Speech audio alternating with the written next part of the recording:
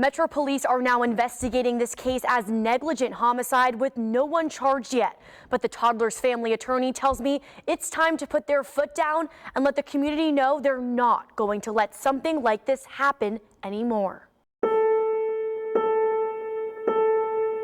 Ariel Rose was just about to turn 1. A month short of her birthday, she died at this short-term housing site for the homeless. The autopsy shows her cause of death: fentanyl toxicity. But I know for the family it was absolutely heartbreaking. And ultimately, the family feels like her death could have been prevented. Oh, absolutely. This was a needless death. Gerard Straunch represents Ariel's grandfather, Mickey Rose. Mickey plans to file a lawsuit against the owner of the building Ariel died at, Kingdom Group, and the tenant leasing from the owner in the coming weeks. Because they have a duty and an obligation to provide a safe facility for the people that they are leasing to and providing housing to, and they utterly failed in this case. The executive director of the Tenant Community Care Fellowship tells Fox 17 News in a statement, sadly, Ariel Rose passed away last November while she had been entrusted to the care of family friends by family members. Those friends were residents of a private residential unit furnished to them under a lease agreement by CCF. We also reached out to Kingdom Group, whose attorney tells us Kingdom Group has no involvement in Community Care Fellowship's management of the program. We hope this tragic situation will lead to greater systematic changes in how Nashville addresses homelessness and drug addiction in our community.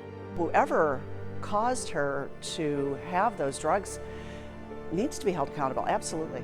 Lisa Wysocki founded Colby's Army, a nonprofit that did outreach for years at Brookmead Park's homeless encampment, where Ariel had been spotted several times last year.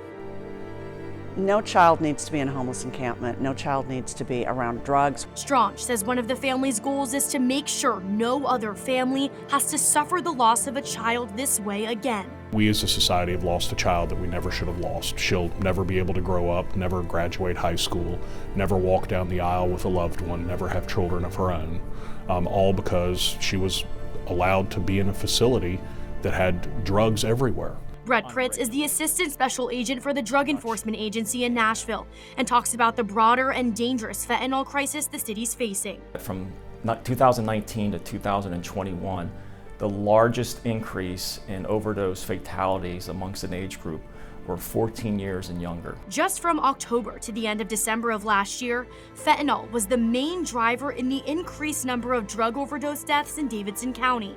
The Nashville Fire Chief tells Fox 17 News they work closely with the health department and the police department to find ways to mitigate what the chief calls a quiet pandemic.